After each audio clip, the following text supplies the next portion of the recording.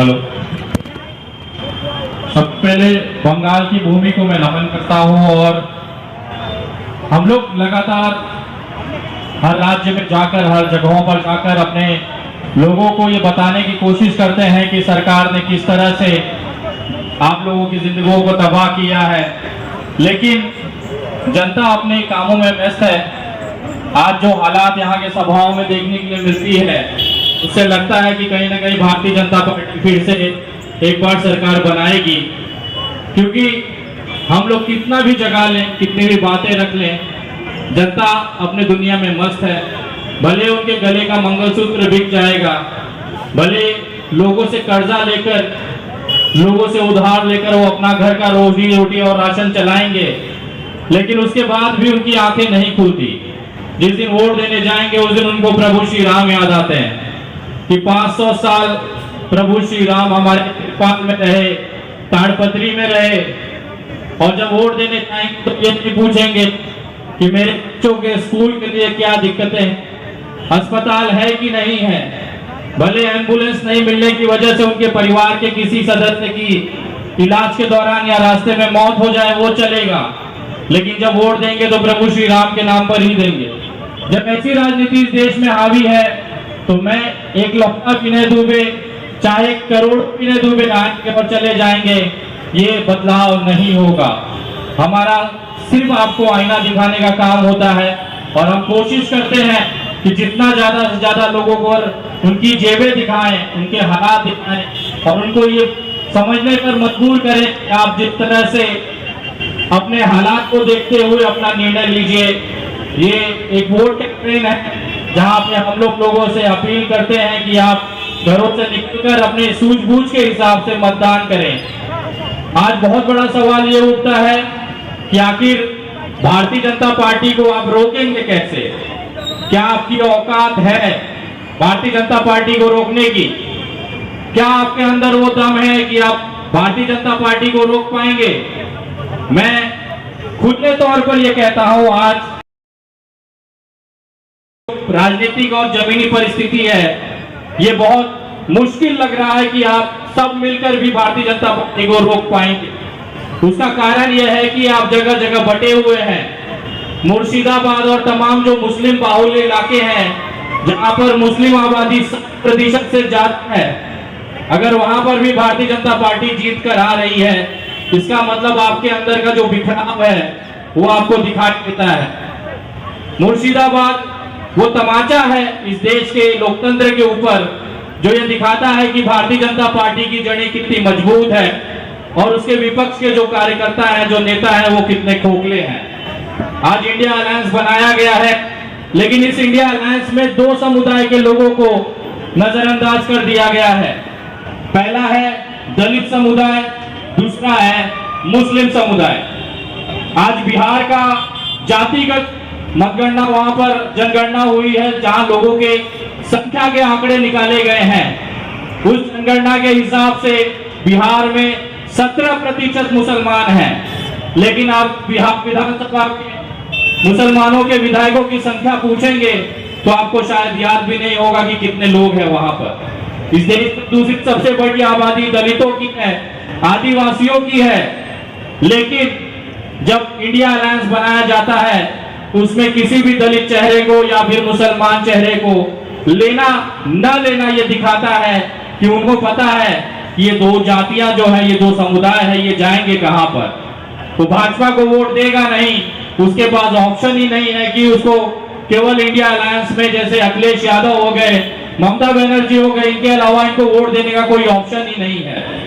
ये जो बिखराव है, अगर इसको चुनाव तक रोक लिया गया, अगर भारतीय जनता पार्टी ने ईडी, सीबीआई, इनकम टैक्स ये अपने हथियार छोड़कर नेताओं को तोड़ने में कामयाब नहीं हुई, तब हम उम्मीद कर सकते हैं कि शायद बदलाव 2024 में होगा। लेकिन जिस तरह से आज सवेरे लोगों को गिरफ्तार किया गया, यह दिखाता है कि भारतीय जनता पार्टी रहम के मूड में नहीं है। जो भी इसके खिलाफ आवाज उठाएगा उसे कुचल दिया जाएगा।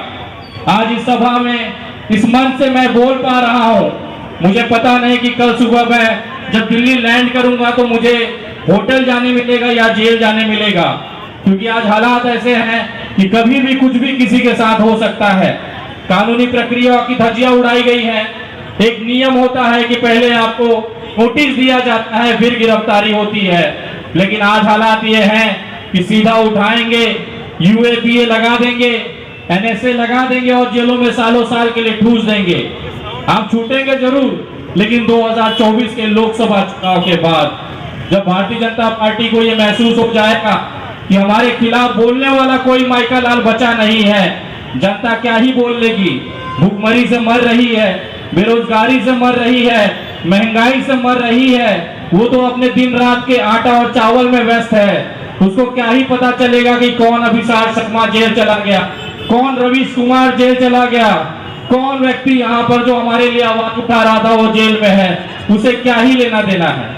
लेकिन जब ये हालात बनेंगे, जब आप वोट देने जाएंगे, तो आपके अंदर का हिंदुत्व और इस्लामिक इंसान पैदा हो जाता है, जो ये देखता है कि मेरे कौम का आदमी होगा तो मैं वोट दूंगा, मेरे जात का आदमी होगा तो वोट दूंगा।